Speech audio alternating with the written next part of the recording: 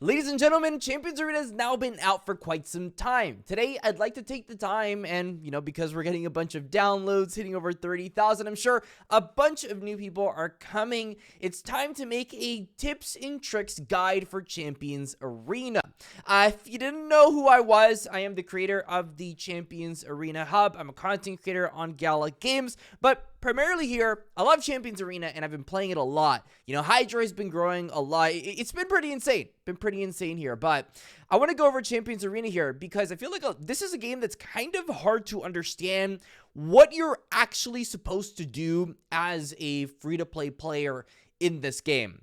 So I want to start this one off. I want to start this on off really hot here because the number one tip I can probably give you here is that none of this matters except Mayhem. Mayhem is the single most important game mode in this game.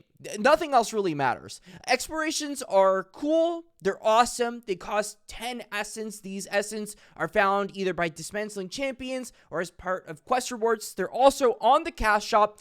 200 gems equals 100 essence. And here's something interesting if we're doing a little bit quick maths here, right? We claim this reward. That's great. We get this powerful enemy encounter that's level 100. Amazing, classy games just found the coolest thing in the world, right?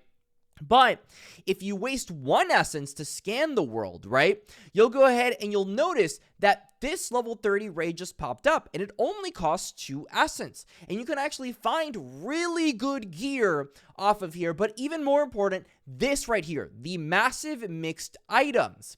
Now, remember how I said it costed 200 gems to earn 100 essence? We could probably do this around 30 to 40 times. Maybe we'll get lucky. Maybe we'll find one of these. But if you go to the trade market and you go to the miscellaneous over here, one of these massive mixed items right now is 425 gems. And yes, they are trading for this much. So if you find one of these during your entire journey doing all these raids, you will have essentially paid off all of those raids and all of those, Mayhem grind sets. But so please don't use all of the power-ups you immediately get. Don't go ahead and use the massive gold pile immediately. Start thinking, hey, maybe I don't need gold. Maybe I should sell this back for, 499 gems the last time somebody bought it. Now it's at 238. Somebody's about to snipe this, right? You could go ahead and you could earn a ton of gems. These aren't, of course, paid gems. People pay in paid gems. Whole different conversation here. But it's still an opportunity for you to go ahead and earn a bunch of gems early game right now, especially when people need this stuff. People need all of these different things like champion XP and gold and lapis and so many resources. And that's the great thing about this game, that you can go ahead and get those resources. And listen, nobody tell me about how many gems I have. But the second thing I actually wanted to talk about here is the Tower of Trials. Tower of Trials, we all know it's very important, but, just because you have significantly less battle power than something, it doesn't necessarily mean you're going to lose. Just grind it out, make sure you've got the trial here, and keep going at it. I've noticed that summoner spells aren't as important as, people make it out to be. For the most part, making sure that your striker gets their third ability is way more important. Now, if you're wondering what I'm talking about strikers, a striker is the type of class that your champion can be. For example, when you see these two swords, I can actually go ahead and click on it. That's the striker class. This is, your DPS, your very aggressive character that is just trying to get out there and kill everyone. But the problem is, a lot of the time, these are very squishy characters. Everybody wants to kill the striker because without the striker, you've got no damage. So some people have different strategies, but the one that is kind of taken root, the meta, as so to say, is that people are having one tank. In this case, it's Oak Acorn for me. They have some kind of buffer, right? Somebody that gives a bonus to the DPS to protect the DPS, to make sure that the DPS gets to the actual phase where they can attack, right? Giving them turn gauge, etc. Zyma is the one I'm using currently. Of course, there are many other ones. If you're looking for alternatives, because guess what? Zyma, if you're free to play in this game, is wonderful. This is a 2-star champion that you could go ahead and use yourself. There are plenty of other ones that are 2-star and 1-star that I know for a fact people are using. I know Jingo is a big DPS that people are using. Zoe is absolutely wonderful. Her passive is great defense up, but here's the big one. Attack up to an ally for 2 turns, and if you get the card match, you can increase the target's turn gauge by 30%. This is absolutely wonderful for DPS. If you think it matches in your team comp, go ahead, try her out. I know Lucia is a great caster. If you're missing the caster role, you don't want to run 2 strikers. Casters are absolutely wonderful. They give debuffs. The big one for her is freeze, because freeze is overpowered. If you can get a good freeze, then it is going to change the absolute dynamic of the entire game. In terms of 3-stars that I have my eyes on, a Bolton is one that is very popular. This is probably the most expensive rare in the market right now. I know Leopold is solid if you need someone that's a tank and you have a DPS like Selena. Wonderful Leopold. Another one that is great that you should definitely be looking into is Oak Acorn. Oak has been great for me. And the 4-stars we have is Roxanne, right? And Selena. And Selena's the one that I've kind of taken a liking to the most because she does a lot of damage. She's a great striker in the game. But the coolest thing here is that she's available on the battle pass. Like, she comes level 40, boom, right there. And she gets a ton of soul stones that you could use yourself to go ahead, upgrade her up, and just take full advantage of Selena. Selena's wonderful. She's a wonderful little character.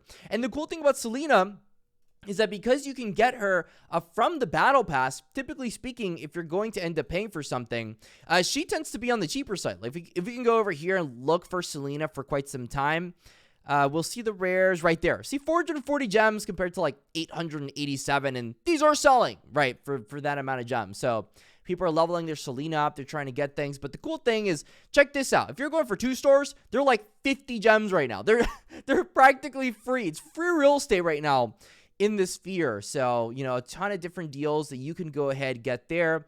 Now we've learned about Mayhem. We've learned how we should be using our gems. Mayhem is just killer right now. Don't ask me about anything else because that's what you should be grabbing 100% of the time. Every single time don't yell at me for anything else. So campaign is very important.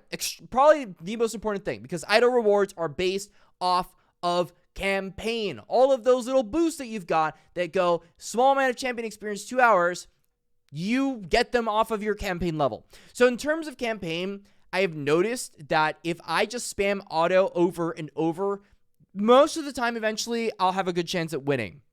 You have to realize that there are a bunch of boosted monsters in this game. Like this little Pharrella is OP as heck. You've got to target her essentially in these battles. You need someone that can make her not attack, or whoever the DPS is not attack. I use Oak. There are plenty of taunt champions in the game, Leopold, etc., etc. They're absolutely must-haves in this game mode. You need DPS up the ante. You need to focus on that like no tomorrow. In terms of Arena, if you're asking me about Arena, honestly, I'm not gonna cap here. Like, unless you're spending crazy amounts, you're probably not going to be top in the arena. That's most of these kind of games and turn-based strategy games. But check this out, by the way. This person's rank 100 with a pretty basic team comp. That's kind of insane. Congratulations to this person. So I guess you don't need to spend a lot. But yeah, you can see right here that for the most part, they just follow the same principle over and over. I would say you just do the same thing you do in campaign. Whatever you can get the most stars with in the early game is all that matters. It doesn't matter if your hero is a 5-star, a 4-star, a 3-star, or 2-star. If your 2-star is like blue stars 5 or something crazy, right? Which is like a ton of stars, right? Like 20 stars, or no, it's way more probably.